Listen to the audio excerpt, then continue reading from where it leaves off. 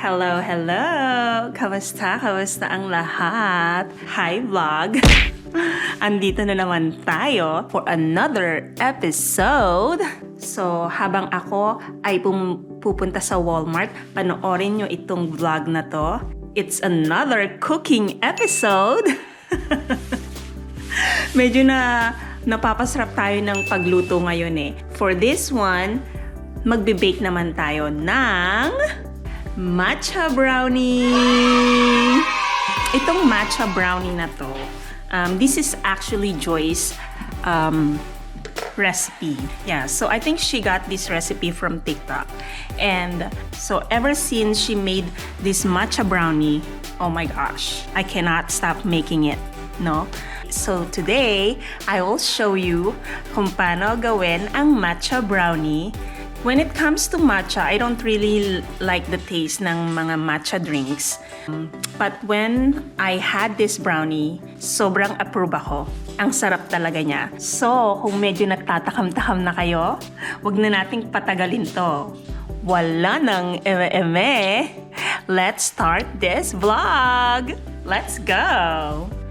Anong oras na ba? Mga 3:54 na ng afternoon.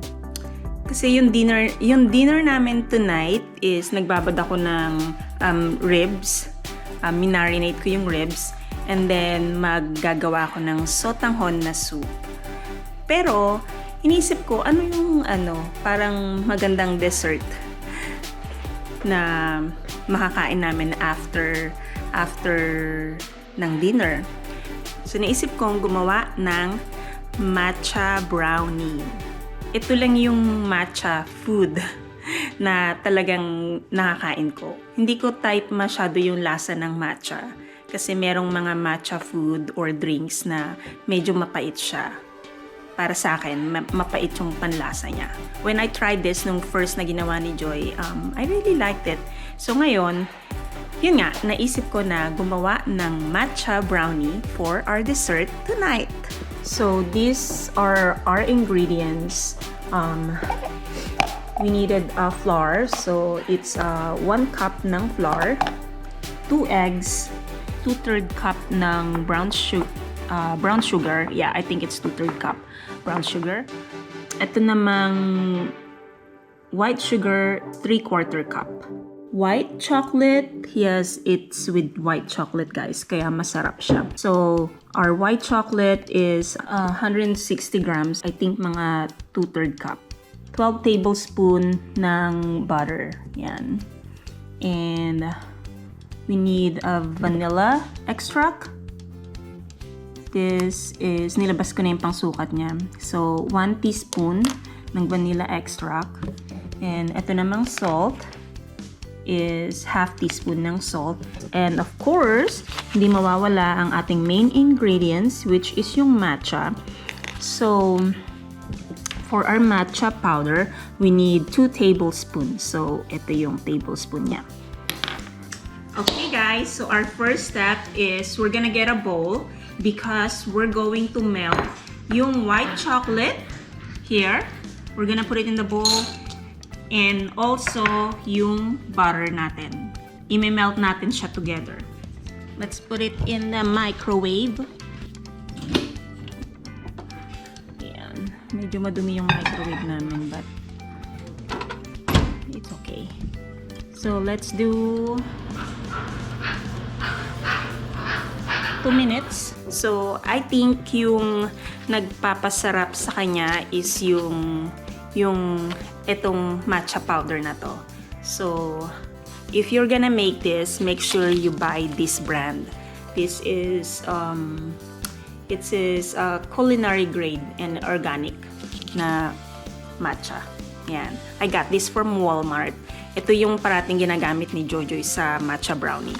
And I tried making it with a different matcha powder, and it doesn't taste the same. So, make sure you get this brand. Yeah. Guys, I'm gonna use our hand mixer. So we're using our hand mixer. We're going to put our eggs.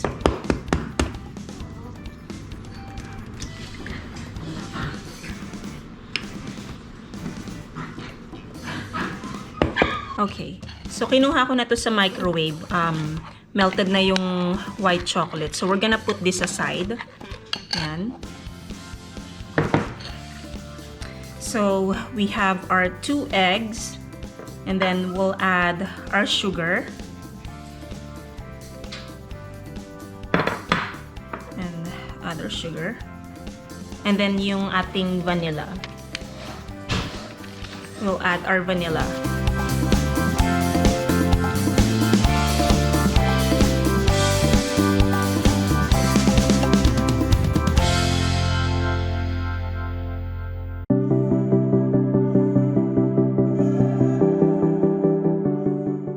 So now we're gonna add our flour, which is yung 1 cup ng flour.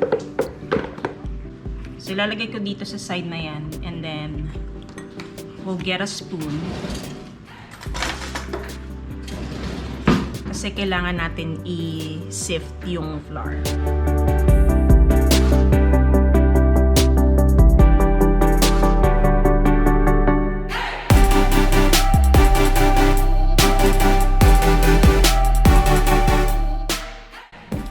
So now, we're gonna add, after natin i-sift yung flour natin, we're gonna add 2 tablespoons of matcha.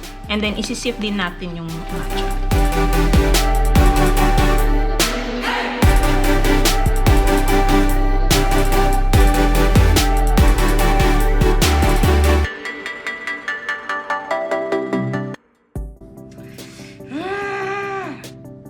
Rookie mistake, guys.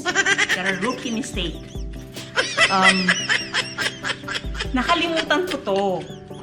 Oh my kulay. So, you have to add this after you beat the egg, the sugars, and vanilla together. And then you have to add this. Okay?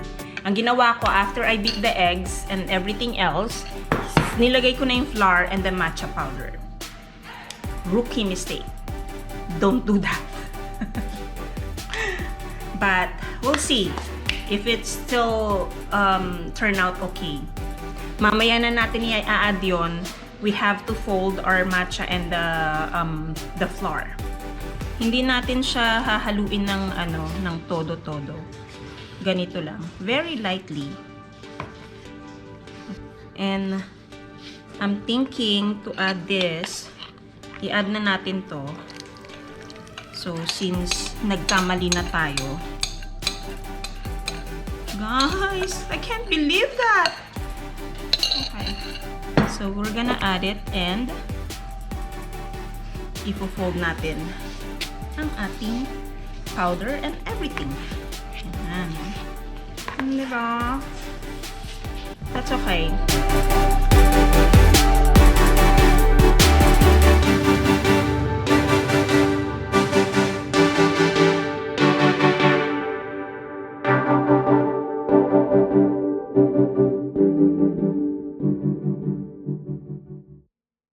Ito na yung ating batter. Meron pa siyang mga konting chunks. So, we're gonna continue folding it until mawala yung mga chunks niya. And then, kanina, I set the timer or ang ating oven to 350 degrees. Ayan. So, nagpi-preheat na siya. 350 degrees. Let's turn on the light. Ayan. Let's try it, guys. Yeah. Konti pa. Ang konti naman mo. We're gonna try it.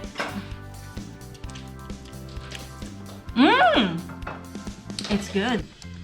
It's so good, guys. It's so good. I believe you. I just don't want to. Okay. So, while we're waiting sa ating oven, let's clean this up and then we're gonna put this in a container. Look at this, guys. It looks so yummy. So we're putting it here sa container na to. Ayan. I really like this one. Kasi ano siya, oh. May divider na. But I'm not going to use this. So we'll just pour it here. And then Mamaya, pagka naluto na siya, we'll use this to cut. So, let's wipe this. Iwa-wipe ko lang siya. And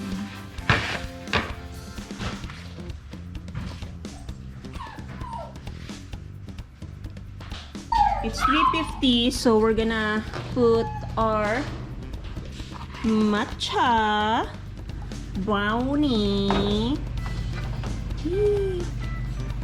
Don't cover it, guys. Just like that. And then we wait for, or we time it. Timer. Let's time it for 25. It's usually 30 to 40 minutes.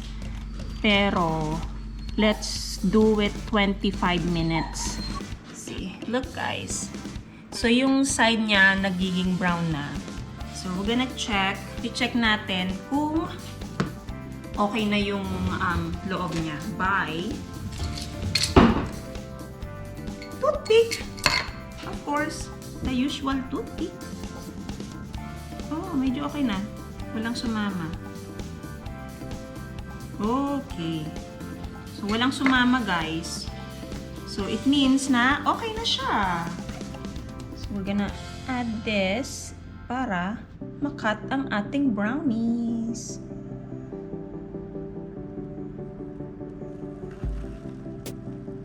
There you go.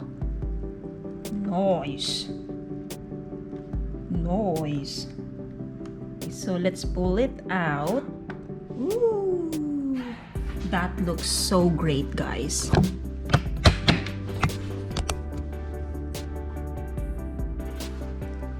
I'm gonna eat this part, yung nasira. Oh. Delicious. Oh my gosh. It's very yummy. Very yummy. You guys need to try making this.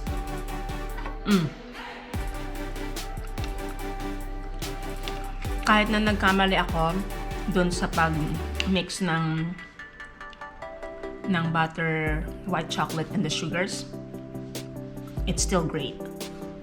Ang sarap niya. So, mamaya dessert namin. Meron kaming whipped cream. We'll put whipped cream on top. Wow. Okay. So now, it's almost 6 o'clock. I'm gonna cook dinner. Meron na kaming dessert for later. Okay guys, so dyan nagtatapos ang ating vlog for today on how to make a matcha brownie. So, alam kong natatakam na kayo sa matcha brownie, so gawa na ng matcha brownie. So again, I hope you guys enjoyed today's vlog. Thank you guys for watching, and I'll see you guys next week. Bye!